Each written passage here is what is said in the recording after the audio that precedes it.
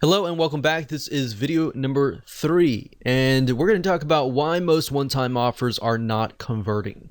And the reason why is this will help you pinpoint the weaknesses, and that will help you create better one-time offers. So before we can jump in and start mapping things out, you need to understand why they're not converting, all right? So understanding this will allow you to get a better perspective of why your one-time offers may not be converting, so you can make it better. So otherwise, if I just jump straight into showing you how to set up smart one-time offers, what would happen is you would be blindly guessing, and we want you to be successful, all right? So that's why we've kind of mapped this video course out as it is. So most one-time offers don't convert simply because they are unrelated to the front-end offer. And now, while that does seem like a no-brainer, that's a very, very common mistake. And that's fine. If that's totally fine, because now you can improve it. But think about it for just a second. Let's say that you bought a course on how to save taxes. You're presented with a one-time offer, which is another course, which is how to run your business better. All right.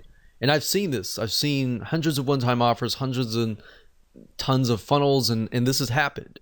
And yes, while they are related, and you might have some folks buy into it because they are related, they do run a business, and most of the time business related taxes. If it's personal taxes, obviously it's not related, but if it's business taxes, then yes, it is related. And they might buy into that. You might get one or two or a few people, or even sometimes you might even get like 5% buy it.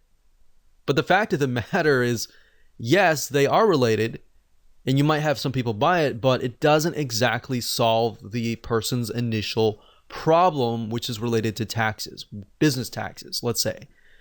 So a lot of times when people build funnels, they start with lead magnet first, then they build the front end offer, and then they build the one-time offer. But if you think about it, if you do that, it's very, very hard to build exactly what people want. You kind of have to do it backwards, and I'll show you in just a minute. So this is wrong, and I'll show you why in this mind map. Okay, so I'm in Lucidchart right now, and a typical or traditional funnel looks like this, or it's built like this. Typically, you start obviously with the lead magnet, and then of course you do a front end offer.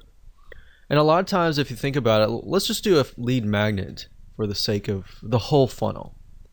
Of course, you're going to have several different lead magnets because you're trying to build your list. A lead magnet, if you aren't aware of what it is, it's just a freebie that you're giving away for free in exchange for somebody's email address.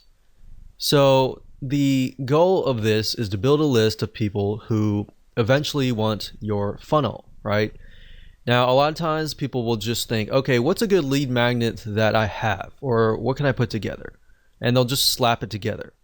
And the next thing is they'll put together a front end offer. And they're thinking, okay, this is a really good front end offer that I can put together. And the next thing they'll do is they'll think, okay, what kind of one-time offer can I put together? And a lot of times they won't even think about it. They'll just say, okay, I've got this thing, right?